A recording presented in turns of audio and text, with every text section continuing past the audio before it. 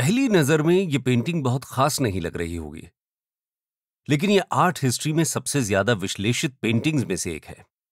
इसे 1656 में डिएगो वेलास्केज द्वारा चित्रित लास मेनिनास या द मेड्स ऑफ ऑनर कहा जाता है और ये स्पेनिश रॉयल कोर्ट के जीवन के एक दृश्य को दर्शाती है।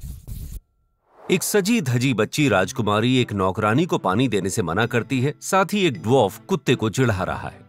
एक दूसरा बौना उनके बगल में खड़ा है, जबकि कलाकार स्वयं अपने कैनवस पर रुकता है। बैकग्राउंड में दो और लोग फुसफुसाते हैं और तीसरा बाहर जा रहा दिखाई देता है। जब ऐसा लगता है कि थोड़ा कुछ ही हो रहा है तो क्यों नहीं, कुत्ता भी उबा हुआ लग रहा है। लेकिन और ध्यान से देखिए, पीछे के धुंधले दर्पण में प्रतिबिंबित दो लोग जो पहली नजर में आसानी से नजर नहीं आते, कोई और नहीं बल्कि राजा फिलिप द फोर्थ और रानी मैरियाना है, जो दृश्य को दरबारी जीवन के एक साधारण चित्रण से एक शाही चित्र में बदल रहे हैं। और इस जानकारी के साथ हम पेंटिंग के बारे में और अधिक समझना शुरू कर सकते हैं और इसने दर्शकों को सदियों से क्यों आकर्षित किया है। सबसे पहले ऐतिहासिक संदर्भ है। जब फिलिप के शासनकाल के अंत में लास मेनिनास चित्रित किया गया था तो स्पेनिश साम्राज्य पतन के दौर में था। 30 साल के युद्ध में हार के साथ साथ आर्थिक और राजनीतिक कठिनाइयों का सामना करना पड़ा था। राजा को खुद भी दुर्भाग्य का सामना करना पड़ा था। फिर से शादी से पहले पहली पत्नी और सिंहासन के एकमात्र वारिस दोनों को खो दिया था। लेकिन पेंटिंग उनके घर के लिए भोजन उपलब्ध कराने के उनके संघर्ष को अस्पष्ट कर देती है। यहां तक कि राजा की बढ़ती उम्र भी दर्पण के धुंधलेपन से छिप जाती है। हम कैनवस के जियोमेट्रिक केंद्र में खिड़की से प्रकाश द्वारा प्रकाशित इन्फेंटा मार्गरीटा टेरेसा में देखते हैं, जो उस समय राजा की एकमात्र जीवित वैध संतान थी। उसकी चमकदार और स्वस्थ उपस्थिति संघर्षरत साम्राज्य के भविष्य का एक आदर्श दृश्य है।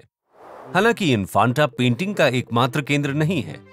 परिप्रेक्ष्य के चतुर उपयोग के साथ साथ 10.5 गुणा 9 फुट के कैनवस पर कार्य को वास्तविक आकार में चित्रित करते हुए वेलास्केज ने कला और वास्तविकता के बीच की सीमा को धुंधला कर दिया, जिससे एक त्रिआयामी तस्वीर की भावना पैदा हुई जिसे हम देख सकते हैं। छत और दीवार के बीच की रेखा खुले दरवाजे पर मिलती है, जिससे दर्शक के नजरिए से पेंटिंग को एक भौतिक स्थान के रूप में देखा जा सकता है।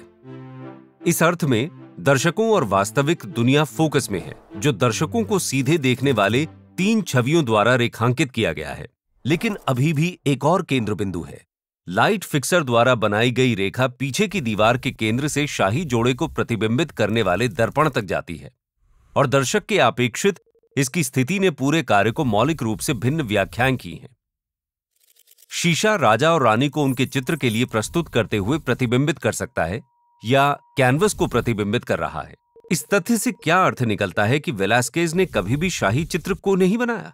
क्या पेंटिंग वास्तव में इसकी बजाय अपनी स्वयं की रचना का चित्रण कर सकती है?